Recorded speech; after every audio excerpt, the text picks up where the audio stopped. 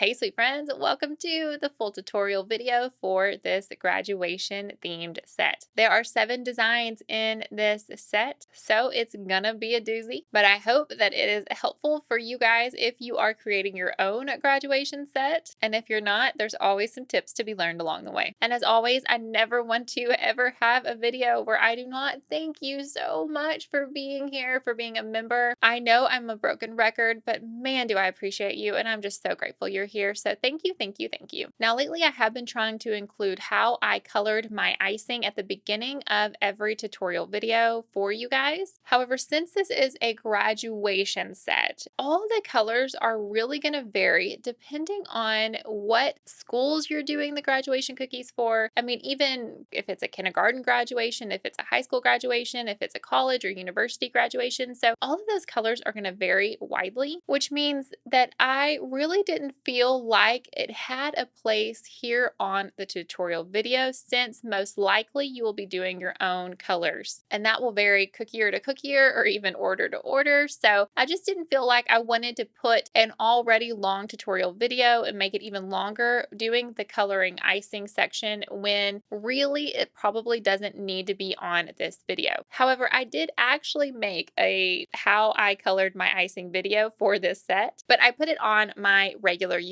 So it did just go live on my regular YouTube channel. So I'll be sure and link that down below if you're interested in the actual colors and how I achieved them. Or even if you're still just looking for more tips on how to color your icing, head on over there, check out that video later, and hopefully that's helpful to you. But otherwise, for this set, we are going to be learning how to decorate a graduation star, balloons, a diploma, a graduation gown, a graduation cap, a congrats grad plaque. We're going to be learning how I did the small stars, and a stack of books with a graduation cap on top. Okay, I think I got all 7 designs. All right, so without further ado, let's get going.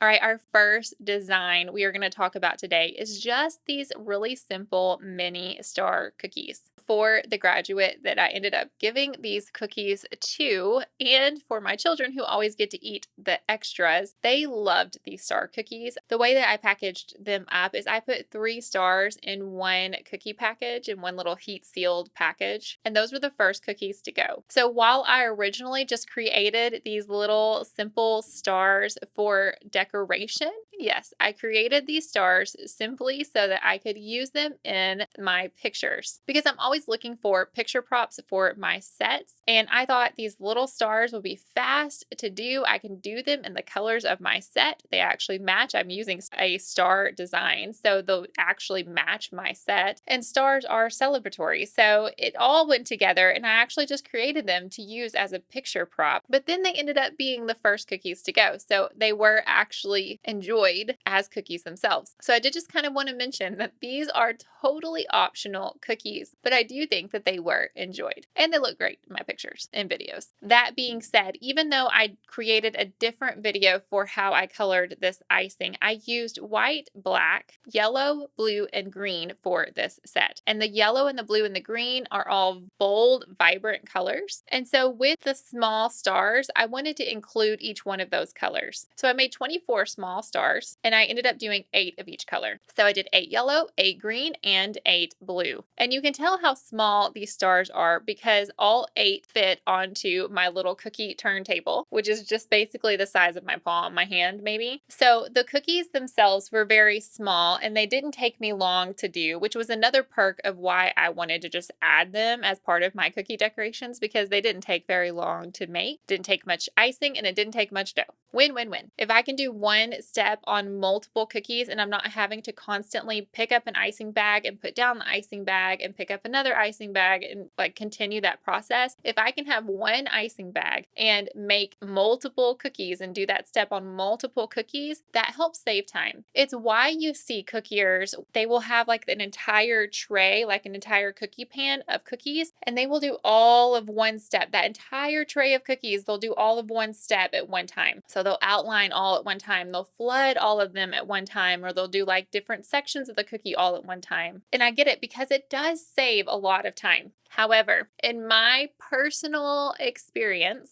The reason why I don't do that is because you have to build up some muscle right here to be able to hold up your arm in air without any support and move your hand in your icing bag over that entire sheet pan of cookies. And I know it doesn't sound like your arm could get tired doing that, but man, does it. In the times that I have attempted to do that, my arm will get so tired that literally it'll start shaking. I'm just a weakling. But every time I see cookiers who cookie like that, who decorate their cookies like that, I'm always incredibly impressed because I know how much muscle that takes, how exhausting it can be. So for me personally, that is why I do not, I tend to, if it can fit on my turntable, if I can do multiple cookies on one of my turntables, then I prefer to do that. I try to squeeze as many cookies as I can on there, but otherwise I do one cookie at a time. But with these stars, I can do all of them at one time. So I am outlining all 8 cookies, and then I'm putting that icing bag down, and then I'm getting my flood icing, and I'm going to flood all 8 stars. I'm going to put my icing bag down again, and then I'm going to pick up my scribe tool. I'm going to get out all of the air bubbles on all of the cookies, and then I will move off all of those cookies from my turntable onto my cookie sheet, my pans, which I have in front of a standing tall oscillating fan. And at some point I am going to do a video that explains how I dry my cookies and what that looks like. So I'll do that soon. But my cookies all dry in front of a fan. That is a staple in my process. All of my cookies dry under a fan for about 24 hours every single time. So I'll move my cookies off of the turntable onto the cookie sheet and put them in front of the fan to dry so that I can finish up with them later. Even though I did not include how I made this icing in this video, and even though you may not use the colors that I used in this set, if you are struggling with your icing consistencies, or if you're curious about what consistencies I'm using, all of that is included in the video that I posted on YouTube. I'll put the link in the description box below. My flood is a little bit on the thicker side of floods. I do not like too thin of a flood. So that means that in order for my flood to smooth out, I'm going to either have to shake my cookies, or I'm going to have to use my scribe tool and wiggle and try to get them nice and smooth, or I may even have to pull the icing to where I need it to go with my scribe tool. What you're seeing me do in the video is I'm pulling the icing to the edge of the star so that it doesn't look weird. It actually looks completely filled and not like weird little bumps on the end. It also helps to incorporate the flood icing with the outline consistency, so the thick and the thin kind of mix together, so that you can't tell that I outlined the cookies quite as much as you could before. I also get asked a lot, and I don't think I included this in my icing video, so I do want to mention it here. I get asked a lot, do I outline and let it dry and then flood the cookies, or do I do it right away? And the answer is that I outline and then I flood right away. I don't let it dry in between. Is there anything wrong with letting it dry in between? No, there's absolutely nothing wrong. It just depends on what feels comfortable for you, what your process is. So again, if you want to outline all of your cookies first and then come back and pick out your cookies again and put the flood on them, that is more than fine. You're more than welcome to do whatever feels good and right in your process. But for me personally, I would rather pick up an icing bag multiple times than pick up a cookie multiple times. I actually only like to work on my cookies and put them back on my tray as little times as I can, because the more times that you touch your cookie, the more likely you are to accidentally drop it, to touch the icing and break the icing, or put a hole in the icing, or to mess up some of your decorations. So for me, I feel like if I can touch that cookie the least amount of times as possible, I'm winning. So I personally like to outline the cookie that I'm working on and flood that cookie right then, and then I put it away to dry. And I try not to touch it again until I'm sure that I can pick up that cookie and I'm not going to break the icing, I'm not going to crack the icing, that it's completely ready for the next step. Because I'm clumsy and I'm always in a hurry. So I have found that if I outline all of my cookies and then I go back and then I flood them later, and that icing, the outline, has had time to dry, I can't tell you how many times my fat, clumsy fingers will touch the outline of that I've already done, and it'll crack it, it'll break it, it'll push it off the cookies, and then it's just a mess. Personally, I prefer to outline and flood right away so that I don't make a mess and that I don't have to pick up that cookie again until I'm ready for the next step. But that's just me. Honestly, there's no right or wrong there. It just is what you feel comfortable doing, what feels good to you. And everybody's different. So I have outlined and flooded the yellow, the green, and the blue cookies, and they have dried under a fan for several hours. flowers. So now we're ready to move on to the next step, which is to kind of add a little bit of detail, a little bit of dimension to these cookies. So when I decided on the graphics for these cookies, the graphics that I purchased for the cookie cutters that we made, which then I made into cookies, they had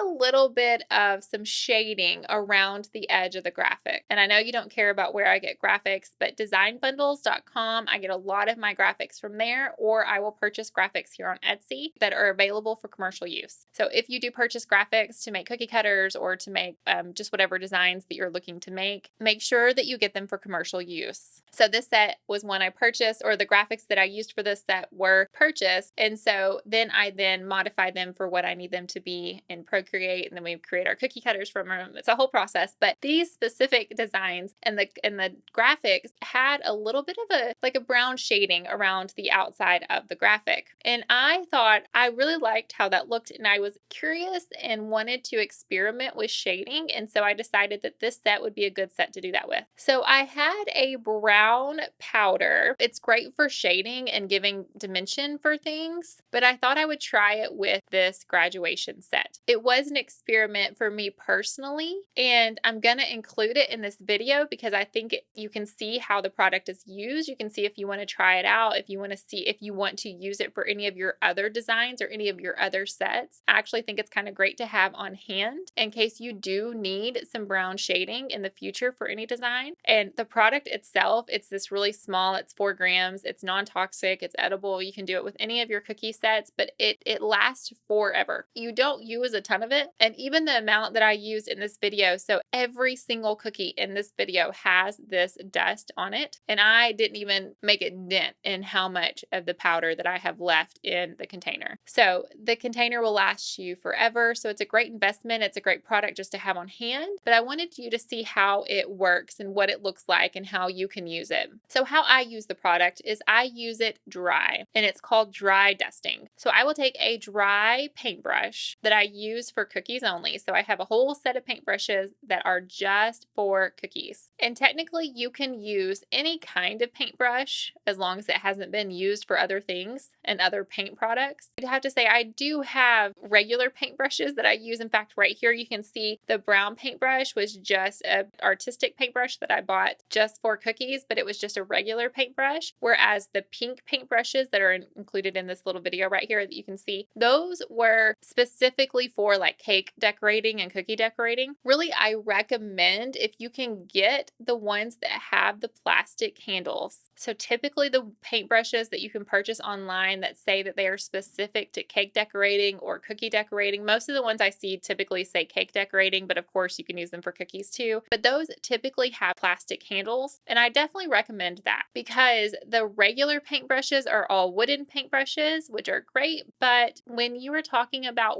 really washing and sanitizing your brushes over and over again, the paintbrushes the wood ones, they tend to wear down. The little plastic film that's on top of the wood breaks down. And so personally, for sanitation reasons, just for ease of cleanliness, I prefer the bakery paintbrushes that I have bought because I'm able to wash them so much easier. But really, it's up to you, and I will include the ones that I have purchased in the description box below that I recommend. But I mean, just really any kind of paintbrush will work. Just make sure strictly for your cookies. In order to dust the outside of a cookie and you're having to use quite a bit of dust, I personally preferred the larger brush. But if you are doing a smaller area of shading, I would definitely use a smaller brush. And if you feel like you have too much dust on your cookie, then get a completely dry paintbrush that doesn't have any of the petal dust on it and kind of go over the area that you are working on, and you're able to get rid of a little bit of that excess dust so it's not quite so overwhelming. So when I was working, I had the brush I was using constantly to add more dust, as well as a brush that I would come back with and kind of wipe off a little bit of the dust if I thought I got too much on it. So this was my very first time putting the petal dust on any of the cookies. So I wanted to just start with one of each color of the cookies to kind of see how that brown petal dust looked on each one of the colors. And I decided I kind of liked it. It kind of gave it that little distressed look that I was looking for. So then I thought it was safe to go ahead and add it to all of my other stars. So I just brought them all out onto my table and I just one by one picked them up and I dusted the edges. And honestly, it was good practice to kind of see how the dust worked with a design that was really kind of a freebie. I wasn't really worried about this design because remember when I made them, I was just going to be putting them out for decoration for my pictures and my videos. So it didn't really matter if I didn't like how it turned out in the end with these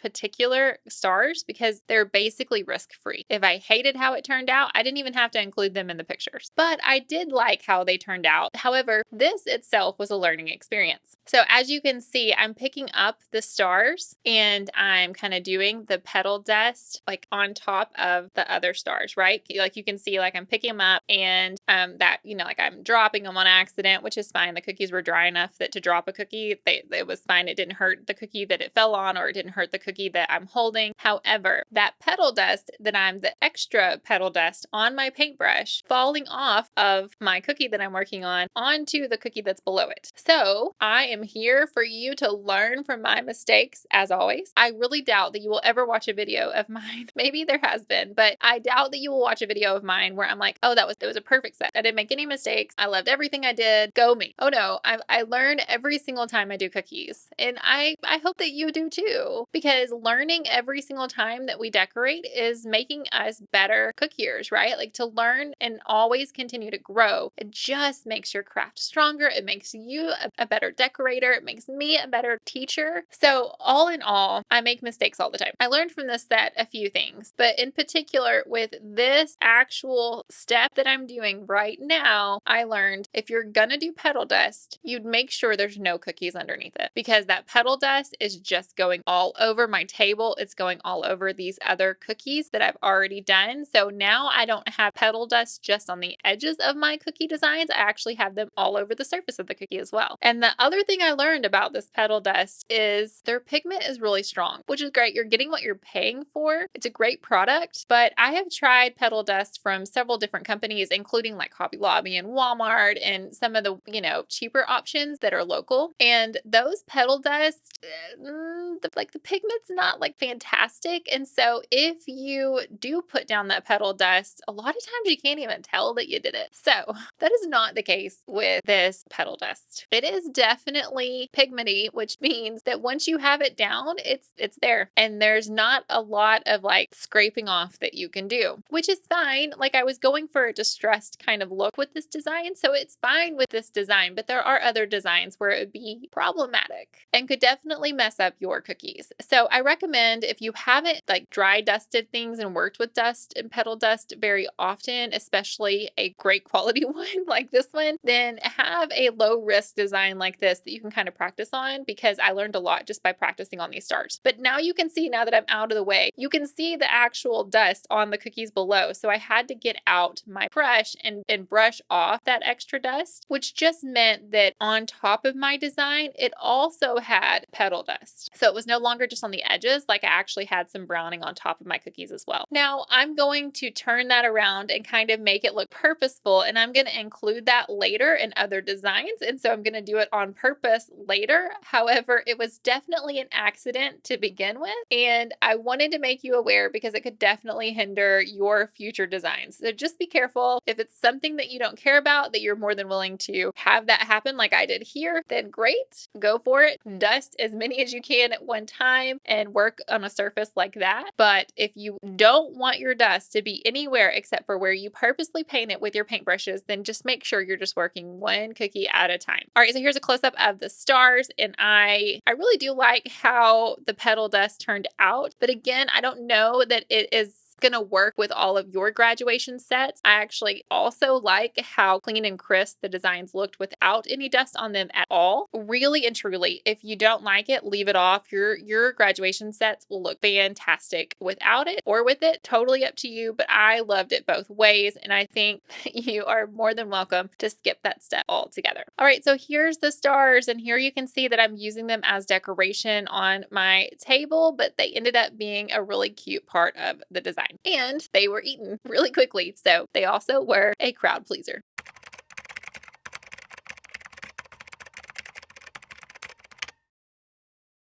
Next up is how to decorate a graduation balloon cookie. Now, this cookie cutter and all of the cookie cutters in this set are listed in our Etsy shop. And so this cookie is one that can be used for all kinds of themes. You can use them for birthdays. You can use them for just any kind of celebration, an anniversary, a welcome home, a welcome to your new home, an up theme if you're doing the balloons for up. I mean, man, there are just so many reasons to have balloons, but a new baby. I mean, my favorite ones that I'm seeing, the trends that I'm seeing are when cookiers do birthday themes and they add a balloon cookie and the balloons match the theme. So like with space where the balloons look like planets, or with Disney World and you have Mickey head balloons, or with a Toy Story theme and you have like the little yellow ball as a balloon. It's just really cute to be able to incorporate a balloon cookie into whatever theme that you're working with and then have the balloons themselves match the theme. So after this set, I ended up doing a couple of rainbow sets, and one of them was for my niece. And so I did some rainbow balloons. So really it's just the possibilities are endless with balloon cookies. So there are many options out there for you on Etsy, but this is our version of a balloon cookie cutter. Now with this cookie and with all the balloon cookies that I have made so far, I actually do flood the entire background of the cookie, but you do not have to. You can have a naked background and only have the balloons themselves and the strings be of royal icing. Just keep in mind that when you have naked cookies and you don't use a whole lot of royal icing, your cookies do dry out a lot faster.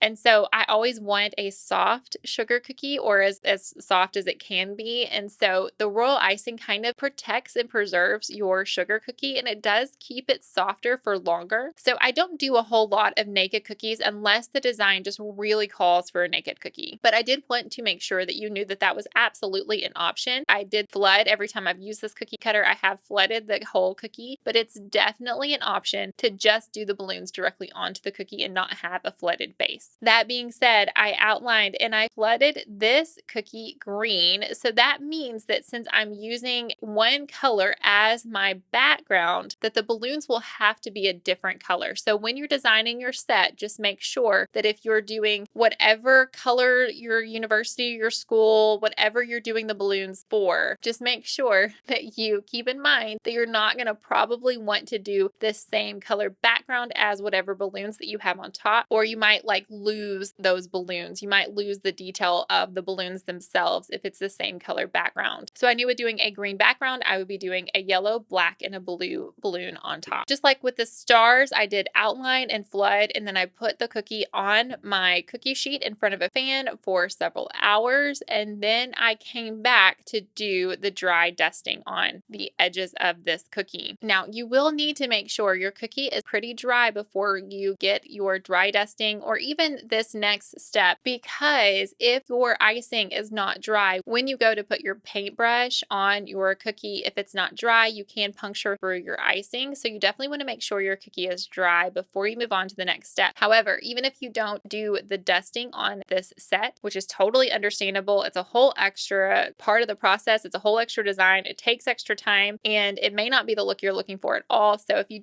don't dry dust, that is more than fine. However, this still needs to be really dry because the next step is to use an edible marker. Now, can you do this with icing instead of an edible marker? Absolutely. Just make sure your icing is a very thick icing and make sure that your icing tip is a very small one. You want your strings to be thin, so you need either a very small hole cut into your icing bag for these strings, or you just need to use a really small icing tip like a 00 or a 0. Now, I did opt to do edible marker for my strings just for this design. When I did my other balloon cookies for the rainbow set, I actually did icing for my strings, and I think both ways looked great. It's just kind of whatever like design element you were looking for. But for me personally, I wanted to incorporate black because I am doing black in so much of this set. So that's why I chose a black edible marker. But again, totally up to you and what you want the look of this design to be. After you have done the edible marker, and I ended up going back over it with a second time, going back over the edible marker just to make the line a little bit thicker and bolder. Totally not necessary, but that is what I chose to do for this cookie. And I have tried a whole lot of edible markers. first. And so you don't have to use the one I used here. I do have a preference when I'm doing very fine edible marker work. I prefer to use a rainbow dust marker with a very fine tip when I'm doing really detailed edible marker work. However, when I'm doing just line work like this and I need it to be a little bit thicker, I personally prefer to use I have a ton of different markers, but I just prefer to use the cheapo edible markers on Amazon that come in a variety pack of colors and including 2 black markers. And all of the markers tend to have 2 sides, and I never really use the really thick side of an edible marker. I kind of use the smaller side for most of my designs. I'm trying to think, I guess I only use the really thick side if I am doing like coloring in, but that is very rare. So for the most part, I do tend to use only one side of an edible marker, which is the thinner side. But the Amazon cheapo edible markers, they don't have like a fine tip. It's just like a regular old tip. And so it works great. Just my 2 cents. So yes, I do have the more expensive edible marker for and it's just black. And I do use that often. But for a lot of my marker work, I do have just the cheapo pack from Amazon, and I recommend it, and I'll put it in the description box below. After I've done the edible marker, I'm going to come back with my thick icing, and I'm going to outline the bottom part of the balloon where you blow into it, as well as the outside of the balloon. Now, I laugh at myself watching back this video because I don't really know why I chose to outline the 2 outer balloons first, and then I did the middle balloon last. I honestly feel like it would have been easier to do the middle balloon first, outline that, and then come back and kind of do the C shape for the other 2 balloons on the outside instead of doing it the weird way I did it. I have no idea what I was thinking or why I did it that way, but you're more than welcome to just outline that first, the middle balloon first, and then come back and outline the 2 side balloons, or do it the way I did it. It's totally up to you. After you outline the balloons, though, you're going to want to come back and flood the 2 outside balloons first, or flood the middle balloon first. It doesn't really matter which way you do it, but you need to make sure that you are doing this in phases. So you don't want to flood all 3 balloons at the same time, because if you do flood all 3 balloons at the same time, they're all just going to blend together and you're just going to have a big old blob of balloons instead of being able to see each individual balloon on its own. So I did the 2 outside balloons and I came back and did the middle balloon after, but I really don't think it matters. Just make sure that you do it one way, let it dry, and then come back and do the other 2 balloons next. And truthfully, it won't take just a really long time to dry those balloons. You should be able to do them relatively quickly after each other. I mean, I typically would say I allow at least 30 minutes in between picking up the cookie again to do the other design, but it probably doesn't even take that long. So definitely just allow enough time for it to get nice and crisp over, and then you can do the other balloon or balloons and allow that to dry. After all 3 balloons have dried for a pretty good amount of time, then you're able to come back with your icing, your white icing, and decorate on top. So I did add a little black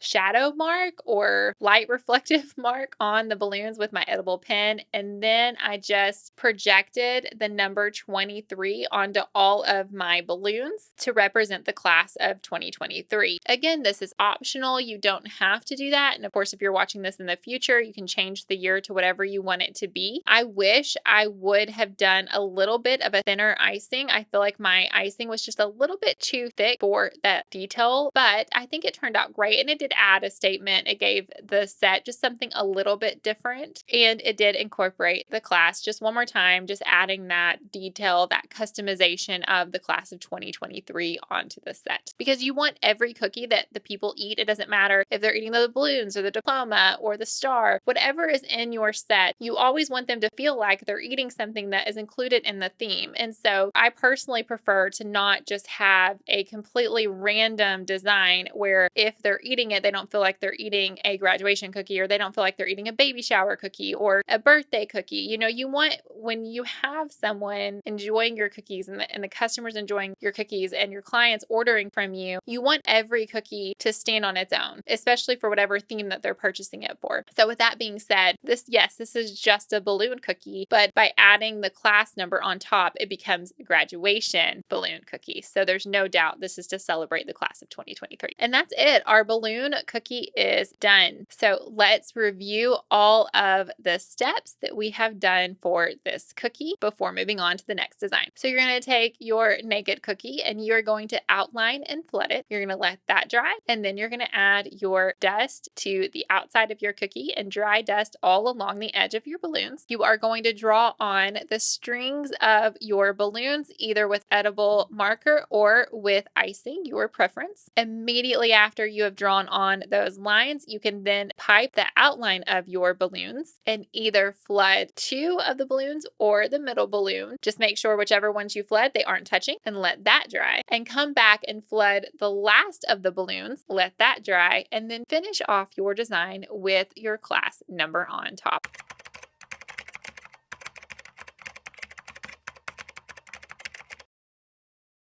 All right, moving on to how to decorate a graduation book cookie. When I saw this, I thought this was a really cute little design to be able to do a stack of books with a graduation cap on top. And you'll have to weigh in. Do you call it graduation cap or graduation hat? Because I have gone back and forth the whole time that I have made this set. Sometimes I see it graduation hat, sometimes I see it graduation cap. So I have just opted to try to refer to it as a graduation cap, but I definitely am curious if any of you call this a graduation hat. Now, this cookie is going to take a lot of different steps. So you're going to be picking up this cookie quite a bit. You're going to have to do a little bit and let it dry, do a little bit and let it dry. And so this is just one of those more complicated designs in this set. First up, I'm going to do my outlining of the different sections so that I know where to come back and flood. Whereas before, when I was doing the small stars, I talked about how I like to do the outlining and flood right away. This is a type of cookie that is an exception. So if I have to use my projector for a cookie in the way that I'm having to use my projector here, so it's not just about some details on top or some writing later on, but I'm actually having to use my projector to outline the design of the cookie and come back and do lots of different flooding of different sections. I only want to turn on my projector that one time or as little as possible, because I have found that whenever you have a design like this and you only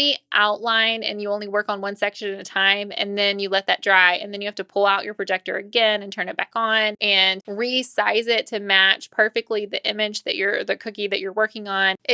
You have more room for error because you do have to size it perfectly. You do have to match everything up perfectly. And the more detail that you have on your cookie, the harder it is to see that projected image. And so sometimes it's hard to line up those details exactly. So some of your proportions may be off. So if you can outline all of your cookie at one time and then turn off your projector and then come back and work on the different sections, it tends to make the process easier and faster. And while I absolutely love my projector, I adore my projector, I could not live without my projector, I definitely also have a hatred of when my projector is on and working and like flooding and icing my cookies while it's on, because it makes it hard to see what you're doing. So I like to get the work done that I need to have done with it on, and then I turn it off so I can actually see what I'm doing. So that being said, I did outline the graduation cap, I outlined the pages of every book, and I outlined the books themselves. And now I'm going to come back and flood different sections to let them dry and then come back and flood other sections. So first up, going to flood the white pages of the books as well as just the bottom portion of the cap so that you can see none of these sections are touching one another. So it's safe to flood all of these at one time before moving on to the next stage. Now that those have dried, those 4 sections have dried, I'm going to come back and I'm going to flood some more. So I decided I'm going to do the top part of the graduation cap and I'm going to do the spines of the book now. Now this is going to be a little bit tricky because my green and my blues do touch just a tiny bit. So I'm going to make sure while I am flooding those sections that I'm using my scribe tool and I'm not overfilling those sections so that they don't touch. So this is one time where having that dry outline, that icing outline, having it visible is actually helpful because that will prevent my icing from touching each other so that they should dry completely separate and they don't run together into one blob. And I am doing a squiggly line underneath. And this squiggly line is supposed to help your icing stay puffy. It's supposed to help your icing from cratering. And when you do work on a cookie that is in sections like this, you do have the potential to have some cratering. Now, I have to be honest with you, I don't have a whole lot of cratering issues when I am piping icing directly onto the cookie itself. Even if it is in small sections like this, I don't have a whole lot of cratering issues normally with small sections when the icing is touching the cookie directly. My cratering issues tend to happen when it's icing on top of icing, even in small sections. When it's icing on top of icing, that's when I tend to have some cratering issues. But I still like to use the squiggly line to kind of give my icing some volume in these small areas. So that is why I do it as a preventative measure and to kind of give that puff. I have let those sections dry for a little while, and you can tell that it hasn't completely dried because you can actually see the difference in the shininess in the different sections that have dried so far. So if you're looking at the video, you can see in the white and the bottom of the graduation cap, those are less shiny than the book spines and the top of the graduation cap. So you can see there is a difference in dry time there and what the end product looks like. So I didn't wait just a terribly long time before moving on to this section. When I have a cookie that has a ton of sections like this, then I'm gonna have to come back to and flood more than once. So particularly with this cookie, just to get it flooded, it took me having to come back to it 3 times, which is a little frustrating. I mean, it's just a part of cookie decorating, but that just means more work and time, right?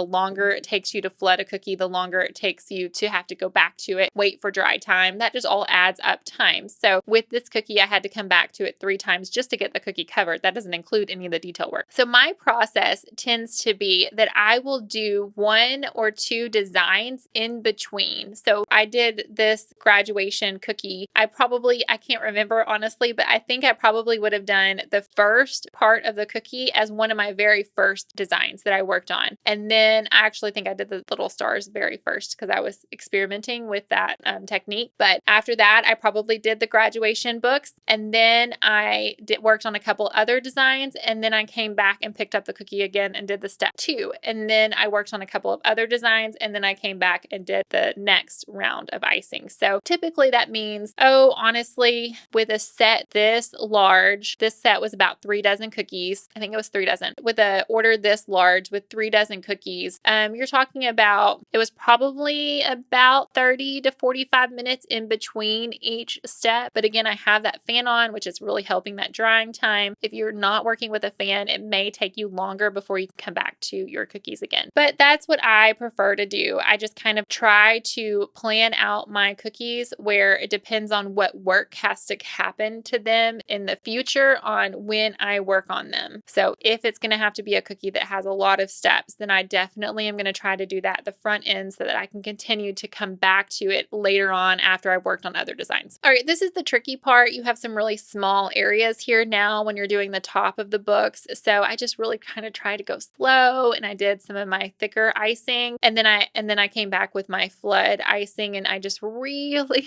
really barely put any pressure on those icing bags so that really instead of me pushing out a whole lot of icing at one time, that flood icing just kind of fell out of the bag. I just kind of let it drizzle out of the bag basically into the areas that I wanted it to be so that I didn't have to worry about my icing being overfilled in these really small areas on top of my books. And I definitely used my scribe tool to smooth out the icing, to move the icing to all the sections to make sure that it was completely filled and connected to the paper, connected to the book. You wanted it to be completely one unit, just dried at different times so that you keep that definition. After all of the sections have dried for a little while where it's safe enough to come back, I am going to dry dust this cookie. In fact, spoiler alert, I'm going to dry dust all of the cookies. So if this is a step that you're not interested in, you can skip through, but I am going to dry dust. At first, I thought I was just going to dry dust the spines to kind of make the paper look a little bit aged because after all, they've been in school for 18 years or 6 years or 4 years or 2 years, whatever it is for college. And so they have a lot of learning behind them. And so I kind of wanted the books to be a little bit aged. However, after I got going, I thought that it would be better if the whole cookie had that kind of distressed look. So So I did focus a little bit heavier on the pages, but I found that I really liked how the dry petal dust looked on the black. Because you're doing a brown on a black, you can't really tell that it's brown so much. It kind of gives it a little bit of a bronze look, but also it kind of looked glittery. It kind of gave all of my black a really cool like shine to it. So I really did enjoy the end product of the dry dusting on the black, and I liked the distressed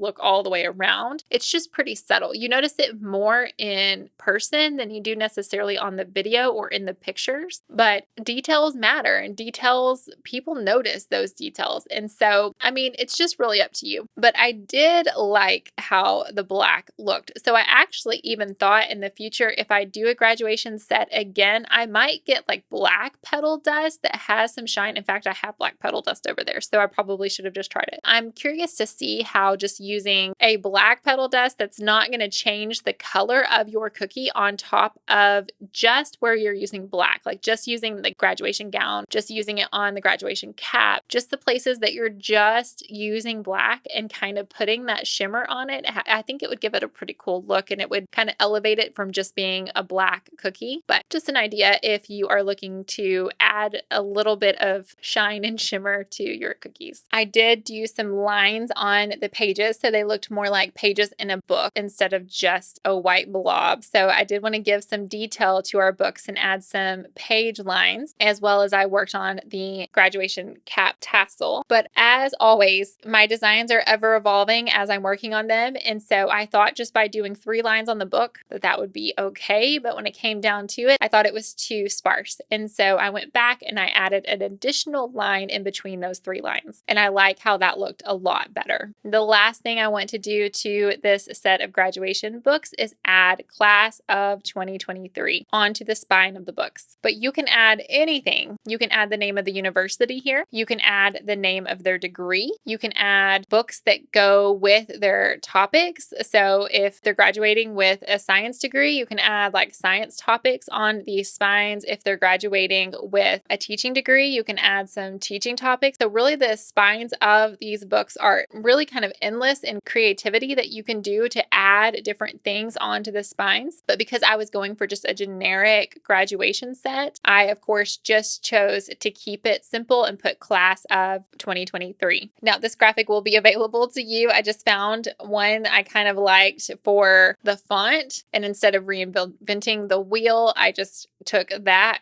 font and I just projected it, and I moved the projector in and out to kind of get the size font that I needed to be able to project it onto this set. So this graphic is available to you, but of course it looks different because I did just make it bigger or smaller for these spines. This is a really small space, so you can definitely don't even have to project anything here. You can just handwrite it with your icing. But after you have piped out whatever you're putting onto the spines, and you don't even have to put anything onto the spines if you don't want to. It's a great cookie without any sort of element on the book spines. But once you're done with that, your cookie design is complete. So in review, we took our naked cookie and we piped out all of the outlines, and then we flooded certain sections and let that dry. We came back and flooded more sections and let that dry. We came back a third time and flooded the final sections to let them dry. After that, we added some details. We added the tassels and the pages of our book, and we also dry dusted. And to finish it off, we added some words onto the spines of our book, and I chose Class of 2023.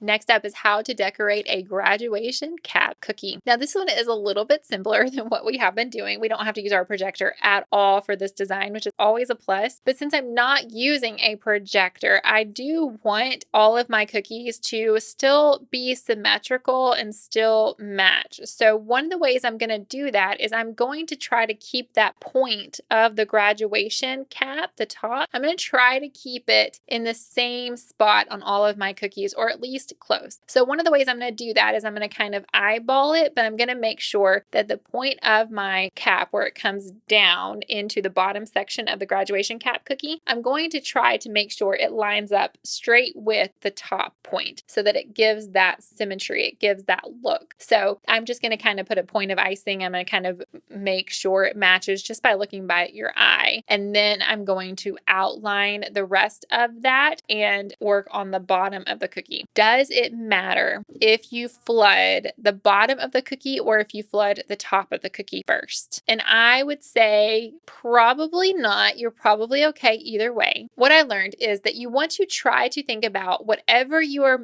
real life object you're making and you're trying to make it into a 2D form, you want to think about it in layers. So a graduation cap, you have the part that sits on the head and then you have the top of your graduation hat. It's going to kind of sit on top of the bottom part of the graduation cap. So when you're going to ice your cookies, you want to think about it in that way. You want to think about, okay, well, if I have a graduation cap sitting on my table, the bottom part is going to be the bottom part of the cap, right? If it's just sitting there, and on top of the bottom part, the fabric is going to be the top, the triangle, the rhombus, whatever shape this is, on top of your fabric. In that way, you want your cookie to follow that same pattern, which means you're going to flood the graduation cap, that's the fabric part that sits on the people's head. You're going to flood that part first so that when you go and do the top part of your graduation cap, it's going to kind of be sitting on top of that hat. It's going to be a little bit puffed up, just maybe even a tiny bit, but it's still going to be a tiny bit more puffed up than the bottom part of the cookie. So it just kind of helps with that illusion, that nod to the real thing. Does that make sense? That's how I try to process how to do my layers. So like with the books that I just decorated, the pages are going to be first to flood because that part is the inside of your book. It's one of those things that's like, does it make a revolutionary difference in your decorating when you're decorating like this? Now, sometimes it does. When you're talking about character cookies, you absolutely have to break it down layer by layer, figure out which layers you should do first. But when it comes to like a cookie like this, is it going to make all the difference in the world?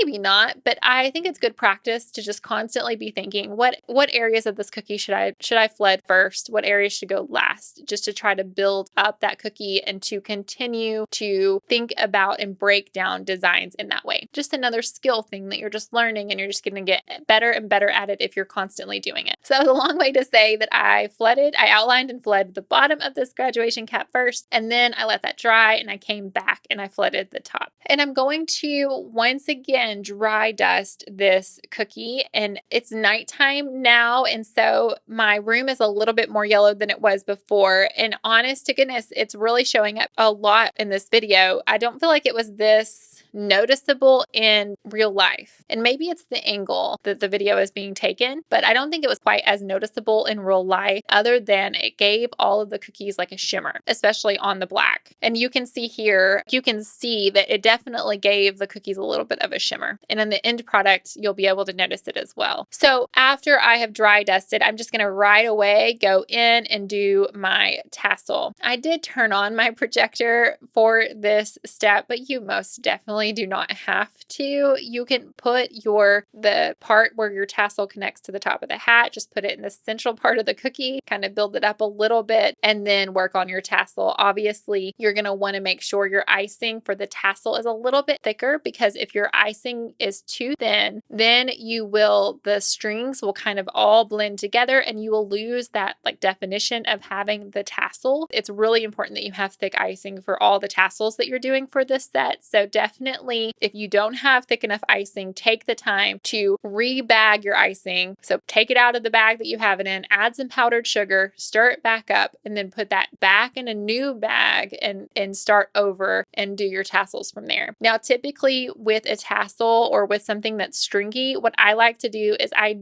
even if my icing is thick, I will do a few strings and allow it to dry, like not even just a few minutes. And I will let it dry, and then I'll come back and I'll do more strings. So I'll do one cookie, I'll move it off my table, I'll do the next cookie, and then I'll come back to the cookie that I was just working on and kind of rotate through my cookies in that way so that I'm able to build up the strings without having to wait long before I am working on the cookie again and get the cookie done. So it's just up to you. If your icing is pretty thick, like really thick, then you can do that work right away and you don't have to worry about your strings blending together at all. But for this cookie, my icing was thick, but it wasn't like break your hand thick. And so I waited just a minute, just a minute in between the layers of the tassels, just to make sure that they kept their definition. I did add a blob of icing at the top of my tassels, and I used a scribe tool to kind of smooth it out. In our graduation cap cookie, it's done. In the final video, you can see a little bit of the sheen, and I really do like how that turned out. So if you don't want to do any dusting at all, except for on the black, I think that that is a great option for you. To recap, we outlined the bottom portion of our cap and we flooded that and let that section dry. Then I came back and I outlined the top part of the cap, although I could have done that to begin with, and then I flooded that section to let it dry. I then dry dusted all of the black and finished off the cookie by doing the tassels. So I did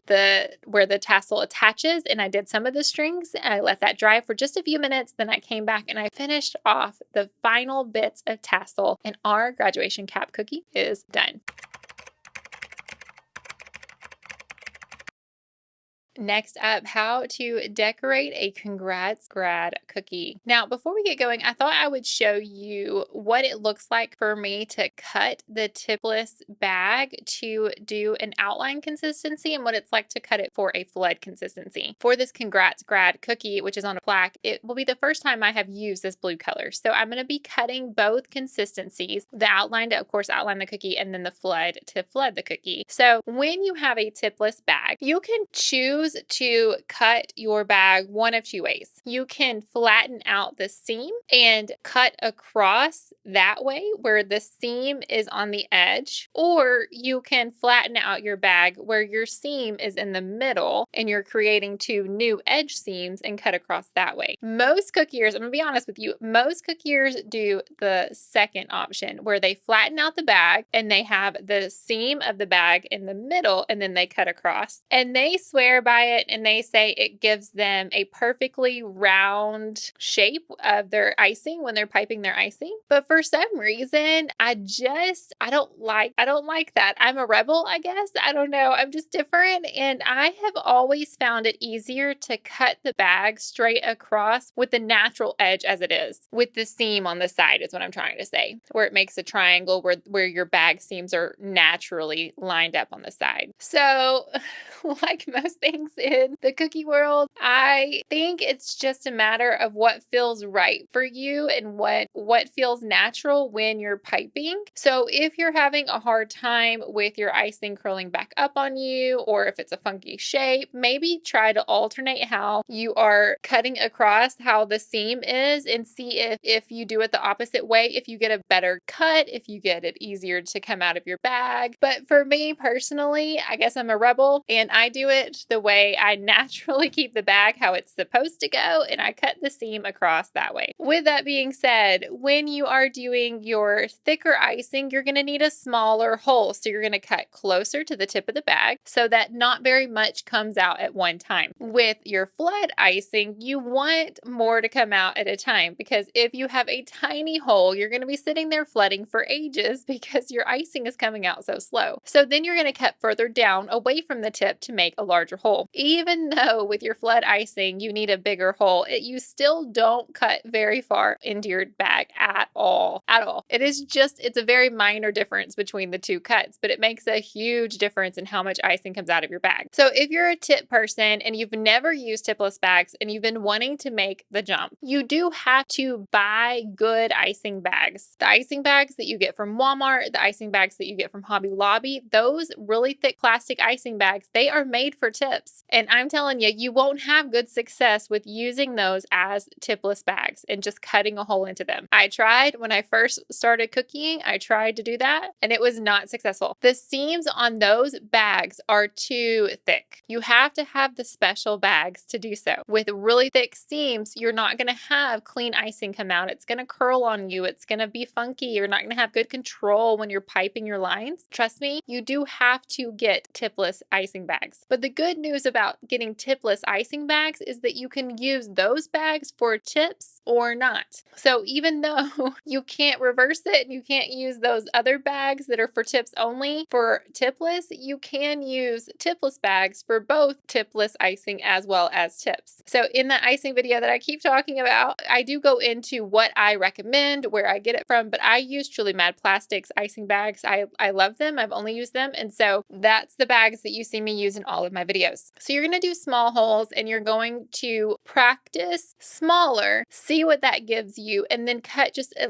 fraction down and see what that gives you, and work it that way. Work your way down the bag to see how much you're cutting off and see what that feels like with your icing. Because remember, you can always cut bigger holes. You can never go backward. If you need a smaller hole and you've cut too much, you're going to have to remove your icing from that bag and put it in another bag. Or if you're like me and you're lazy, what you can do is you can put your old bag of icing, you can just cut it pretty far down your bag and then put that bag into another bag and then recut your bags. So it's like you're double bagging your icing, but you're not having to re-bag completely. You're not having to squeeze out, make a mess. Your icing is still in the original bag. It just has a huge hole now so that the icing can go down into the new bag and you can cut your new hole that way. Whatever works, right? You'll see me cut more bags in later designs, so I'll get back to that. But for this cookie, you're going to outline and flood the entire plaque, and you're going to let that dry. Now, if you do not have a projector, this design may be a little bit harder, but you are always more than welcome to hand pipe the wording, but it will say congrats grad, and it will have a graduation cap on it as well as stars. As I've mentioned before, I'm going to do all of my projector work first, as much as I can at one time, and then I'll finish out the rest of the cookie with my projector off. And when you're doing writing and you have thicker writing that is going to have more icing, you're going to want to pipe that letter and then get your scribe tool and kind of smooth out that icing and then keep going. If you wait until you're completely done piping and you have a lot of letters, your icing may dry too much from the first letters you worked on to be able to smooth out. You may not get a smooth finish if you wait too long to use your scribe tool on that letter. So typically I will either do one letter and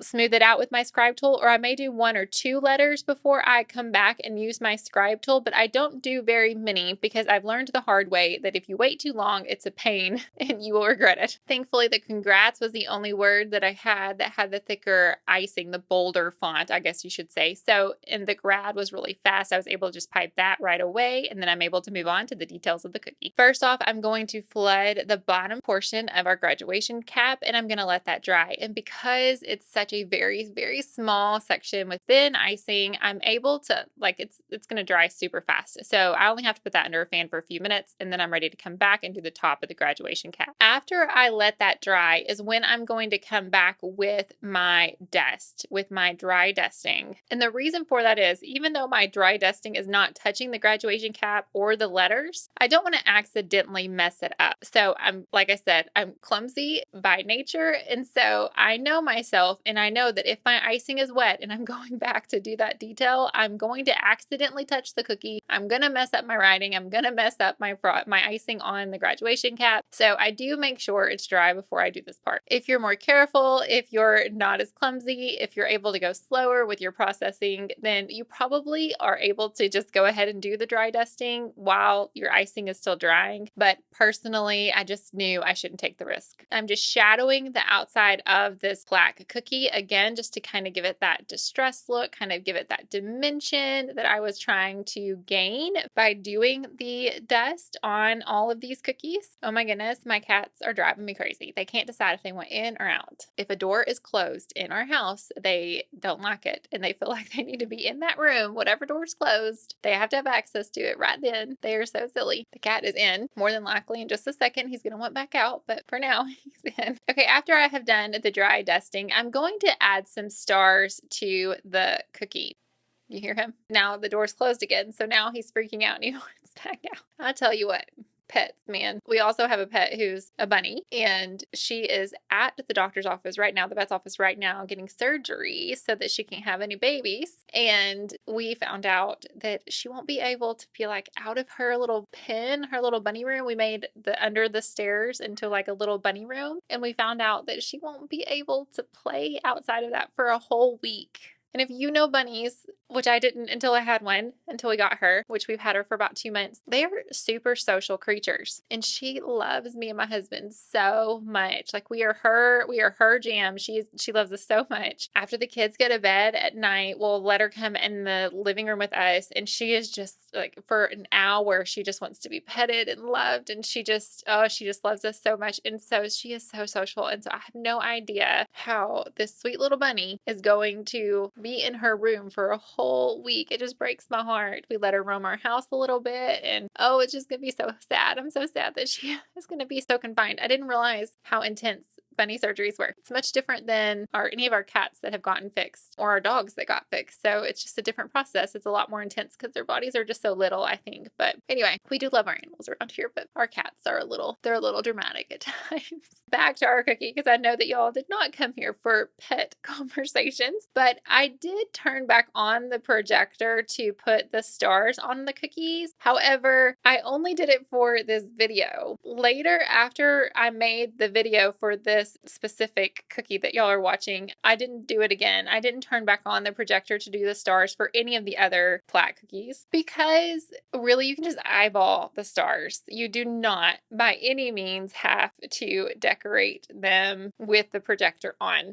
Okay, goodness gracious, the cat's out again. Let's see if it sticks this time. And I was going to tell y'all that I on Etsy have graduation transfers there. So if you do not want to put the graduation cap on there, if you don't want to pipe it directly on this cookie, I have a package of graduation transfers where you can get the stars, you can get the graduation hats, you can get tassels, you can get all sorts of graduation royal icing transfers. And you pipe them directly onto a acetate sheet or parchment paper or something, and you use the template that I made underneath that, and it'll help guide you for what size you need so that then you can just let that dry and then place that onto your cookies. So then you're not piping the icing directly onto your cookie. So if you make a mistake, it's not a big deal because you're just doing it on the transfer sheet. You're letting that dry and you're putting that on your cookie. So I did want to let you know that is an option if you want to purchase those. The package, the graduation bundle is $3, and then the individual designs are $1.50 a piece. So that is in our Etsy shop if you're interested. If you're a member and you're watching this because you're a member, not because you bought the class, then that is available to you for free with your membership. You just need to go look for the files either on Patreon or you'll need to be a part of the Facebook group, and they're all listed there for you to have and download. But if you're not a member and you want to purchase that, it is on Etsy. And my whole point with the stars was if you don't want to pipe the stars directly on, you can do a royal icing transfer sheet of stars and just put those wherever you want on your design. Okay, this design is done. Okay, before we move on to our next design, let's go through the steps for making this Congrats Grad cookie. You're going to outline and flood your naked cookie. Then you're going to write out, either projecting or handwriting, you're going to write out Congrats Grad, outline the graduation cap and do the bottom portion of the cap and let that dry. Then you will finish off your graduation cap by flooding the top portion of the cap and let that dry. Then you'll come back, if you're doing your dusting, you'll come back and do that shading all around the edge of your plaque. And then you're going to finish off your cookie by adding some pops of color, by adding stars and the tassels on the hat. And that's it, my friends. The Congrats Grad cookie is done. Let's move on to how to decorate a graduation diploma cookie.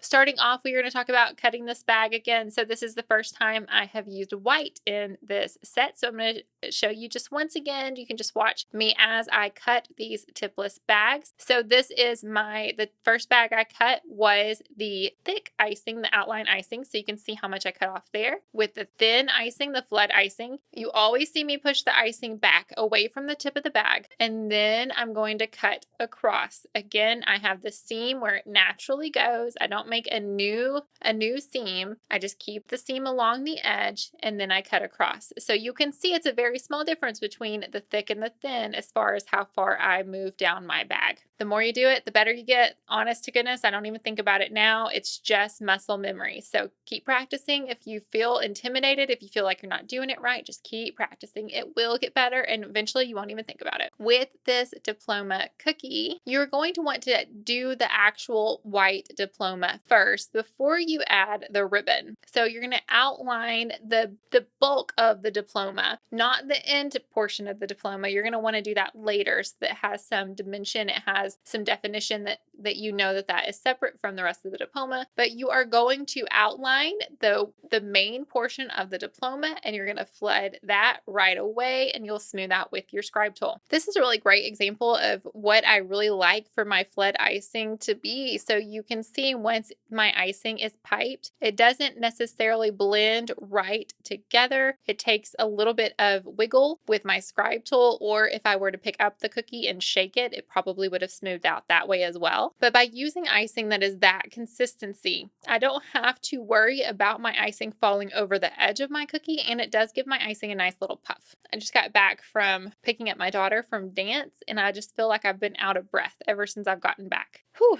Okay, I don't know if I just am like amped up from doing all that activity or what, but it's like, I'm just like, whew. Just feel like I'm having a harder time breathing. After the white part of the Diploma has dried, we're going to do the middle section of the ribbon next. The ribbon will need to be done in a few different sections just so that your ribbon doesn't blend all together. It's not one big blob and it looks more like an actual ribbon. So I'm going to do the middle section, and I'm also going to do the end of the Diploma all at the same time because those two sections are not touching, so it doesn't matter if they're done at the same time. And I'm going to let those two sections dry, and then I'm going to add more to our ribbon next. I didn't feel like I needed to project the image onto the Diploma for the back part of the ribbon, but I am going to project it for this part. And that's just because I like all of my cookies to have consistency, and part of consistency is the same spacing, the same sizing, consistent over all of the cookies. And that kind of consistency is just really difficult to obtain when you're just using your eye. Now, sometimes that doesn't matter, but when you have such a large component of your cookie, you're going to want that to be consistent from cookie to cookie for your pictures, for your videos, but also just for the customer experience. So when they're coming to get their cookies and they see them on the event table, or they,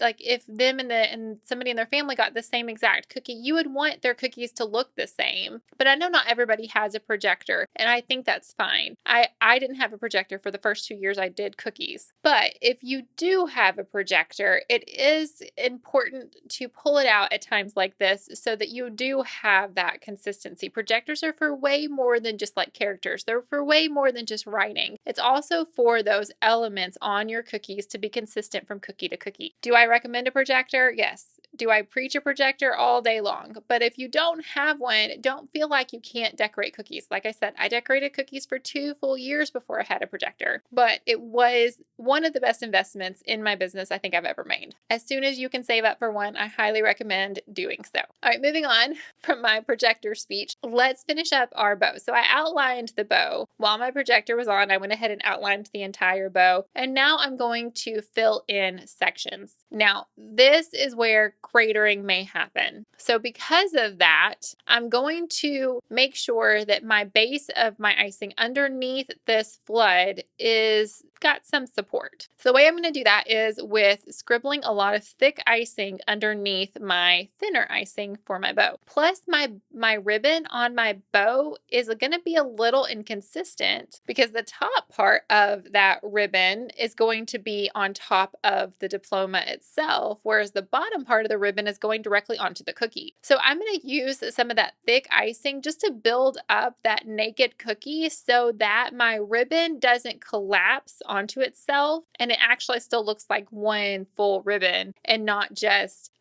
the top of a full ribbon and then a really skinny, like flat looking bottom part of the ribbon. I wanted it to be a consistent texture, consistent depth. So to do so, I'm going to kind of help it and build it up by putting a lot of thick icing on that naked cookie so that it has the thin icing has somewhere to sit on. If you use just your thin icing, you might overfill that area with the thin icing and it might spill over the edge. So that's why I chose to use a blob of thick icing right there. I hope that makes sense. Now, even by doing that, I could have done even more because in the end, I did still have a little bit of an icing divot in my final product, which you'll be able to see in the pictures. Now, I don't think a client or a customer probably would have noticed, but I noticed and it bothered me. So I think you could have even built up that area even more or used thicker icing. My yellow here is a little too thin for work like this. It really did need to be thicker. Or 3, you could have done a double flood here. So you could have only flooded the bottom portion of this cookie. You could have flooded it yellow completely and then came back and did the top where the ribbon is and then did the definition of where the actual ribbon goes. And then it would have had a full entire flat base to be sitting on. And so then you wouldn't have had icing collapse, which would have been great. I wanted to be able to see naked cookie in between the 2 ribbons. When I planned the cookie in my head, I wanted to see the naked cookie in between the 2 ribbon tails. In the end, looking at the end product, it wouldn't have mattered. Seeing that little bitty sliver of naked cookie underneath really didn't make that big of a difference. I would have rather have not had it and not had icing divot and collapse on me than do it and not have that naked. I'm not sure I said that right. I would have rather not had that little tiny sliver of naked cookie and had my ribbon tails be completely solid and not crater and not divot, not collapse than to have it. So for me, I don't think it was worth it. I think if I could do it again, I would have flooded that entire area yellow and then just did the ribbon tails on top of that flat surface. Up to you. So I think that's your 3 solutions. Either really build up those tails with some icing underneath them so that they have plenty of support. Use thicker flood icing so that you're not having that issue, or flood the whole area to begin with and then come back and do your ribbon tails on top of that. Just my 2 cents. Okay, now while I did like the dusting I've done on all the other cookies, did not like it on this one because it made it all look a little too dirty. Instead of enhancing the design like it did in a lot of the other cookies, like I really do feel like it enhanced the congrats plaque. I feel like it kind of enhanced the stars. It enhanced the black. It did not enhance the diploma in my opinion. So I did put it on all over the cookie like I have done on several of the other designs. And then I tried to go back and take off as much as I could with a dry brush that had no dust on it. But it looks dirty. Truthfully, I was kind of bummed that it ended up just looking kind of like a dirty cookie. So if I were to do this design again, I would say you're more than welcome. I don't know if I would dust anything again necessarily other than the black on this design, but I definitely would not dust the diploma. But that's just my personal preference. I was just trying to keep consistent. I was trying to do, if I was going to do the dusting on one cookie, I was going to do it on the entire design. And so that was my attempt at it. If you do the dusting, maybe just do it along the very edge of the cookie and not like on the bow itself. It's really the bow that I was disappointed with, that it looked dirty. I don't necessarily think the white looked all that bad. I don't know. I probably wouldn't do it at all on that cookie. So just my 2 cents, but you can take that with a grain of salt because I am my own worst critic. For sure. So to recap on this cookie, you are going to outline the biggest white portion of the diploma first and flood that. After that section has dried, then you will outline and flood the middle section of the ribbon, and you will outline and flood the last section of the diploma where the section kind of rolls up into a paper. Next up, you will outline the white section of your diploma, so you can outline the outside of your diploma as well as the roll-up part of your diploma just to kind of give it that 3D look. And then you will outline and flood 2 sections of your ribbon. Next, you'll outline and flood 2 more sections of your ribbon so that now you have both ears, bow ears, and both ribbons done. Let that dry for a few minutes, and then you'll come back and flood the final section of your ribbon, the inside portion of your bow. And if you want, you can then dry dust your entire ribbon to give it that distressed look. All right, that's it. So let's move on to how to decorate a graduation gown cookie. With the gown, the first thing that you're going to want to do is you're going to want to give the illusion of the back part of the fabric. So when you have a V-neck, you can still see the back part of the fabric when nobody's wearing that item of clothing like this gown. So you don't want to make that puffy icing, you want it to be flat. So I did put some thick icing on the back of my cookie where that section will go. And then with my paintbrush, I just made it nice and flat so that it's still icing there, but it's going to be flat icing. I'm not going to let that dry. I'm just going to keep working and I'm going to outline my gown. This is one of those designs where I was talking about where it doesn't necessarily matter if you have consistency from cookie to cookie. So you don't have to project this design if you don't want to. I chose not to, so I'm just going to go ahead and do every gown on this cookie by eye. Because of the loops at the bottom of your gown, that really helps you to know where your icing pleats need to go. And I kind of just guesstimated on where this part of the gown would be for every single gown. And that part was the only part that kind of bothered me, that it wasn't consistent from cookie to cookie. But as a client, as a customer, they would never know. They're not going to be standing there side by side looking at exactly where, where the fabric meets up here. If they're standing side by side with their cookies, they look close enough that they're not going to notice a difference. So that being said, though, this is another cookie that you're going to have to decorate in sections. So I'm going to go ahead and outline all of the sections so I know where my icing needs to go every time. My cats, I'm sorry if you hear them meowing. Now one of them went back in my room.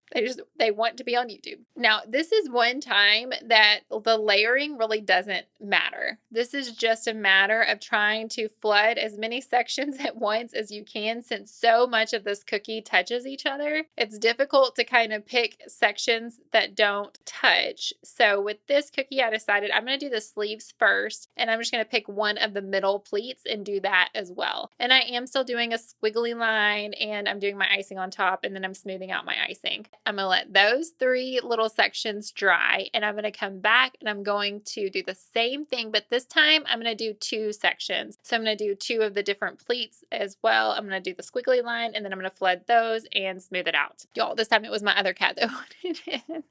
My house is a zoo today, and my husband is off to get our rabbit right now. So I need to finish up this tutorial so that I can help him with her when he gets home in just a few minutes. So this is definitely one of those times where you're going to be wanting to plan out your process of cookies, just like with the books. So I would be doing a section of the graduation books, and then I would be doing a section of this gown cookie, and then I would be picking a different design and working on that, and then I'd go back through the rotation. I'd do another section of the book cookie, and then I'd do another section of the gown, and then I'd do another design, so that you're constantly picking up that cookie again and getting another section flooded, so that you're knocking out that process, but without having to wait a huge amount of time in between drying times. I guess without working, because if you are constantly coming back to it while you're still working on other designs, then you're able to get that cookie done faster than if you did this cookie at the very beginning and then you didn't touch it again until everything else had dried, and then you came back to it an hour, 2 hours later. You just see what I'm saying. It really is important to think through your processing to make your cookie decorating as fast as possible. I personally prefer to do an entire set in one day if I can. So that means I'm constantly thinking, okay, what can I get done this morning? What can I get done this afternoon? What could I get done after dinner if I have a time after dinner? A lot of times I don't.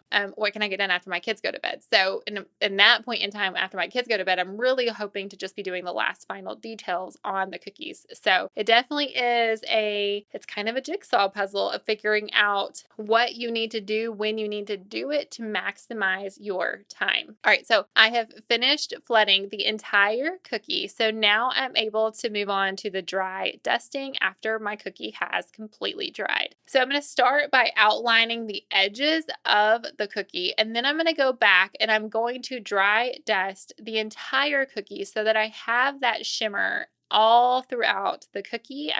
Like I said, I really liked that look on the black icing. So I'm going to make sure that the entire cookie gets a pretty decent amount of dust on it. And even though, like I said, it's brown on the black, it kind of gave it that bronze look. And I did want to mention, even though I'm doing black for the graduation gown and the graduation cap, even though for my cookie set, I chose to do black for the graduation gown and I chose to do black for the graduation cap because that's just kind of traditional graduation cap and gown colors. Most schools do their graduation caps and gowns, or a lot of schools, I guess I should say, do their graduation caps and gowns in the school colors. So you actually don't have to do black at all for your set. Like, not at all. If you want to only do the school colors, you are more than welcome. You would just modify that to be the colors of that school. Let's say you were doing Baylor. Well, Baylor is green and yellow, and so you wouldn't have to do black at all. You could do green gowns. I'm pretty sure green is their main color. So you could do green gowns with the yellow tassels. If you're doing Aggies, if you're doing A&M, you can do maroon with white and gold. You can do gold tassels. You can do maroon gowns and maroon hats. My alma mater was a bright royal blue, so you could definitely do royal blue instead of black. So you don't have to do black at all for these sets. You can most definitely substitute black for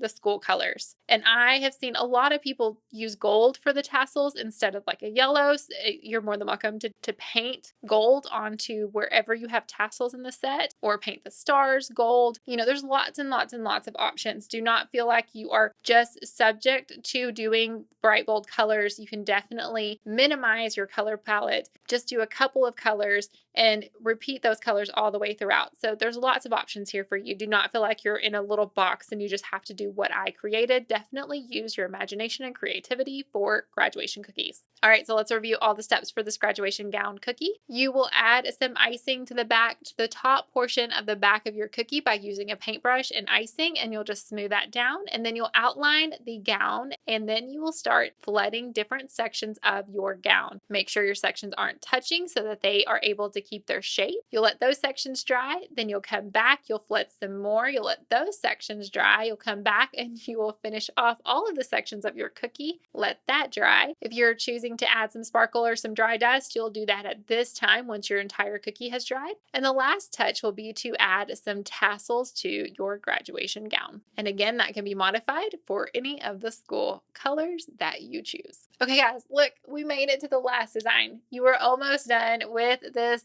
full video. Congratulations, so proud of you. The last thing that we're going to talk about is how to decorate a graduation star cookie. And you'll be happy this design is super fast. So we had our small cookies to start our video. We're going to bookend it with our large star cookie. If you don't have a star cookie cutter in your arsenal of cookie cutters, we do have one listed. There's also a lot of options on Amazon. I think most like beginner cookie cutter packages or boxes, they tend to have some star cookie cutters, but I have used my star cookie cutter many times in many different sets over the years. It's a great little versatile shape just to have on hand. But for this cookie, we're going to outline and flood it. And I am going to do a star in each of the colors. I did choose to do them in blue, green, and yellow. So I would recommend that you do them in the school colors or whatever colors that you're using for your set. But for the pictures and videos, I chose just to use the yellow star because I felt like it matched the set the most. But you are going to outline and flood your star cookies. If you need to, smooth out your icing, but definitely check for air bubbles. That is the other thing I want to mention about having thick icing for your flood icing. I feel like if you have thicker icing, you tend to have less air bubbles than you do if you have thinner flood icing. I struggle mostly with air bubbles if my icing is too thin. I do think there is something to be said when you are stirring your icing, you can be adding more air into that icing as you're stirring it with that water. So the less you stir it, the less bubbles that you have. Just personal opinion. I don't know if that's true or not, but I feel like it definitely makes a difference with how many air bubbles I have if I have too thin of a flood versus a thicker flood. So now at this point in my career, I spend way less time popping air bubbles as I did at the beginning of my career when my icing was on the thinner side. Thank goodness, because popping air bubbles can definitely be time consuming. Sometimes it's very satisfying, but it can be time consuming. The last piping bag you're going to see me cut open is my green. And so like always, I do a smaller hole for the thicker icing. I do a bigger hole for the flood. And then you can see the difference on when I pipe them out, you can see which one's thick and which one's thin and how much icing comes out of those holes. But then you can also see a difference just as I'm piping the star. So it really does make a difference on what size hole you cut. And if your flood is coming out too slowly, don't hesitate to kind of make a bigger hole. There are times where I am flooding a cookie and I'm like, this is taking forever, and I'm having to squeeze the bag too hard. At that point in time, I just take a second just to pull out my scissors and just cut just a little bit of a bigger hole just to make your life easier as you're working. So I'm going to flood my blue star, I'm going to flood my green star, and I am going to outline and flood my yellow star as well. That will be the last thing that y'all see me flood today. My yellow icing was definitely the thinnest of my icing with all of my flood, and you can see how much quicker the yellow icing smooths out than the blue icing and the green icing did. And when you have fresh icing, that's not a huge deal because your icing's still a little bit, it's still controllable. But as your icing bag sits there all day long, that icing tends to get thinner and thinner. So by the time that I used this yellow icing to do the flooding on the Diploma cookie, it got way too thin. So remember, royal icing and water, they hate each other. They're constantly fighting. And so you'll see in your icing bag, you'll see your icing separate. You'll see your water starting to separate from the colored, from the powdered sugar. You don't notice it as much because the less water that's in your icing, the less that will battle. So in your thicker bags of icing, you may not see that separation at all, or if you do see it, it's very, very minor. But in your flood icing, you can see your icing start to separate inside of the bag, sometimes within hours of making that icing. So it's really important to remember that as your icing is sitting there all day long, that icing is going to get thinner. So if you're using that same flood icing later on your cookies later for other later detail work, you need to make your icing thick enough to begin with that when it thins down, as it's sitting there, as air is getting into it, as that icing is starting to separate, as that day goes on, you don't want it to be too thin for your detail work later on, which is the mistake I made with this yellow. It was definitely more thin than it needed to be. I should have made it a little bit thicker. It still would have been fine for flooding, but it would have looked better for the bow on the Diploma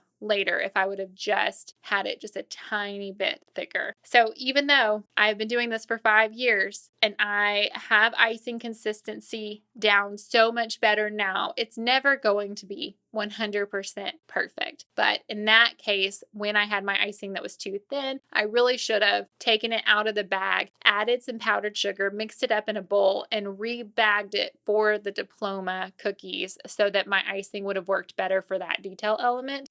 I didn't take the time to do that, and I wish I would have. But don't be afraid if your icing is too thin. Cut across that bag, squeeze out all of that icing that's in your bag into a bowl, add some powdered sugar, get it to the consistency you need it to be, and then put it in a new bag and then recut your bag and keep going. Even though it feels like that's a lot of work, it's less than 10 minutes of work, which will probably make a huge difference in the end outcome of your set. So another mistake I made that I want you to learn from me, don't be afraid, rebag your icing if you need it to be rebagged. This graphic I do have available for you. Congratulations. It is available if you want to project it onto your cookies. Use thick icing for your writing. I chose to do white here so that it incorporated the white throughout the set, but also white on top of a really dark, bold background always looks great. So I chose to do white for this cookie, and then that's really all you do is you just pipe out the lettering and your congratulations cookie is done. And